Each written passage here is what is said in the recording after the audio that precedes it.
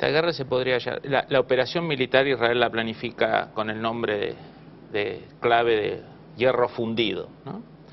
Pero también se podría llamar crónica de una guerra anunciada, ¿no? Esta era una guerra que todo indicaba que se iba a desencadenar a fines del año pasado, a principios de este, por varios motivos. Primero que todo, una cuestión de política interna de Israel. Israel va el próximo 10 de febrero a elecciones.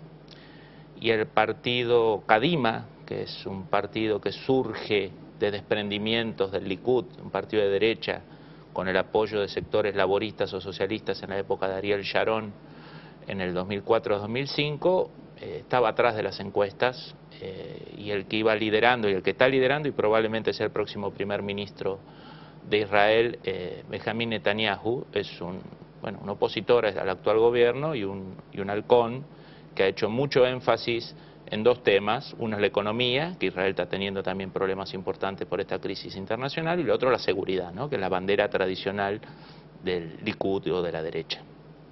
Y que paradójicamente en la historia de Israel es esa derecha la que termina haciendo acuerdos importantes de paz, ¿no? Como lo hizo Menachem Begin con Anwar el-Sadat en el año 78 en Camp David por Sinaí, o el propio Sharon cuando en el 2005 decide retirar la presencia militar y 8.000 colonos de Gaza, digamos, ¿no? Los halcones suelen hacer las paz, digamos, después de una gran turbulencia o crisis. La derecha israelí ha demostrado tener mayor capacidad de negociar que los sectores supuestamente más blandos o moderados. Por lo tanto, una necesidad política, digamos. Había que posicionar a los candidatos del oficialismo en el tema que es fuerte del Likud, que es fuerte de la oposición, que es la seguridad. Y en este caso, el lanzamiento constante de cohetes y de morteros de muy baja letalidad, pero con gran efecto psicológico, desde Gaza hacia las poblaciones y colonias judías cerca de Gaza, de los 2 kilómetros a 40 kilómetros, que son los alcances que tienen estos vectores que controla Hamas, bueno, provocaba una gran conmoción, un estado de permanente vigilia de casi 1 millón de israelíes, digamos, ¿no? Así que esta operación tenía un plano que es el política interna. El segundo era que el 20 de enero asumió Obama. No casualmente esta guerra empieza a fines de diciembre y termina el 17 de enero. Digamos, la inteligencia israelí, el gobierno israelí sabe que el gobierno de Obama no es un gobierno anti-israelí, va a mantener la alianza con Israel, pero no va a dar cheques en blanco como Bush. Ahí va a haber un matiz muy grande, digamos, ¿no? Por lo tanto, esta guerra si se hacía, tenía que ser antes del 20 de enero. Por lo tanto, estos dos factores de política interna israelí y de política internacional del principal aliado y sostén de Israel, que es Estados Unidos, hacía converger la guerra hacia esto. Y por el otro lado, una apuesta de Hamas. Hamas, digamos, por estas políticas imprudentes de Bush, esta idea de que con la democracia en el Medio Oriente se consigue la paz, que es más un eslogan publicitario que algo que esté respaldado por la historia. En el 2006, el gobierno de Bush insiste en convocar elecciones en los territorios palestinos. Israel y los palestinos de Al-Fatah, ¿no?, de Abu Mazen, que son sectores ahora más moderados, es la vieja OLP, tan temida en los 70 y 80, ahora tiene una postura más pragmática, más secular, le dicen que no lo haga, porque va a ganar Hamas, ¿no? El gobierno de Bush insiste con eso, con esta idea post-Irak de que la democracia tiene que avanzar en el Medio Oriente. Bueno, las elecciones se producen y gana Hamas. Sale primero Hamas, sale segundo Al-Fatah, y lo que sucede inmediatamente es que Estados Unidos e Israel no reconocen el triunfo de Hamas. Entonces, y el que pasa a ser el interlocutor de Israel y Estados Unidos es el que perdió las elecciones, ¿no? Esto después queda, los territorios palestinos están fragmentados. Uno es Cisjordania y otro es Gaza. Cisjordania vendría a ser la parte que mejor está en términos de desarrollo económico, de cierta infraestructura.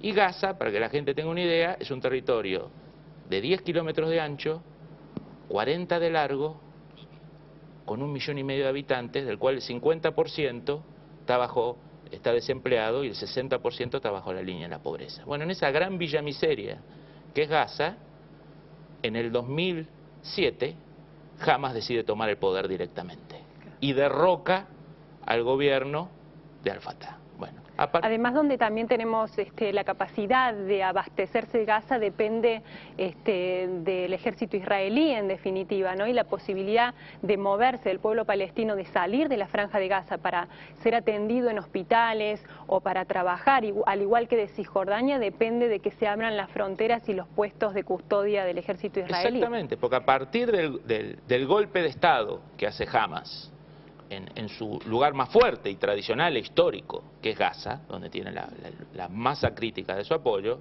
Israel procede a bloquear Gaza, por mar y por tierra. Y el único conducto que le queda a Gaza para importar alimentos, medicinas y armas son túneles, centenares de túneles, que todos los días se hacen entre Gaza y la frontera de egipcia. Digamos. Ese es el gran, digamos, vía de entrada de material lícito e ilícito. Durante este bloqueo que empieza en el 2007, Hamas empieza a acentuar los ataques sobre Israel, porque en el fondo Hamas lo que dice es: a mí me están asfixiando, yo lo que tengo que lograr es que Israel haga una desmesura, me ataca, me invada, y esto genere, digamos, tengo que salir de este status quo. Este status quo me está matando de a poco, preferible una gran confrontación, claro, resistir, incrementar la popularidad de mi organización frente al mundo árabe, frente al mundo palestino, hacerle pagar un costo mediático y de imagen a Israel, que es lo que vimos, digamos, ¿no? Y bueno, cambiar el status quo y veremos qué queda. Perderé hombres, perderé dirigentes, perderé armamento, pero de este status quo tengo que salir. Este interés de Hamas y lo que hablamos antes del interés de Israel, bueno, es lo que choca, lo que converge en diciembre del 2007 y genera, bueno, esta guerra de las 3 semanas. Me parece interesante hacer un paréntesis, Fabián, para explicar un poco lo que es Hamas, ¿no? Porque si bien tiene esta ala militar, también tiene una ala política con una gran contención social, donde, bueno, gana elecciones porque también la gente se ve contenida, ven que construyen hospitales, escuelas. Entonces me parece importante hacer un paréntesis para explicar que no es que todo el pueblo palestino vote a Hamas por afinidad con actividades terroristas, ¿no? No, digamos, una de las paradojas o de los hechos llamativos y de los desafíos que tiene Israel en la última década es que antes sus enemigos eran estados: Siria, Egipto, Jordania, Irak, con los cuales tradicionalmente peleó y ganó en las 5 guerras que tuvo desde el 47 en adelante. Había un principio de una guerra, había un desarrollo y había un final, casi siempre victorioso en términos militares, a veces más difíciles, a veces más fáciles para Israel. El otro país se rendía, se retiraban las tropas, se devolvían los prisioneros. Lo último que ha pasado es que Israel ha ido desmontando, al menos, estos climas bélicos con sus vecinos. En muchos casos las relaciones siguen mal, pero no se escala en guerra.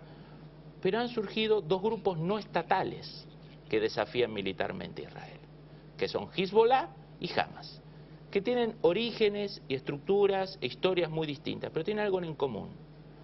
Son fundamentalistas, cubrieron una gran necesidad, uno en el Líbano y en otro en territorios palestinos, de 2: orden y bienestar. Digamos, salud, alimentos, contención, educación. Por lo tanto, son partidos políticos con brazo militar, digamos, el brazo militar de Hamas y el brazo militar de Hezbollah, pero son a su vez organizaciones políticas con dirigentes políticos que recorren el mundo y tienen interlocutores en Europa, en África, en Asia, en América Latina, porque muchos países no consideran a Hamas y a Hezbollah terroristas. Estados Unidos sí, Israel sí, pero muchos países de Europa no. Digamos, lo considera un partido político que tiene sus legisladores, sus ministros, ¿no?, sus autoridades en los territorios, y hasta sus representantes diplomáticos.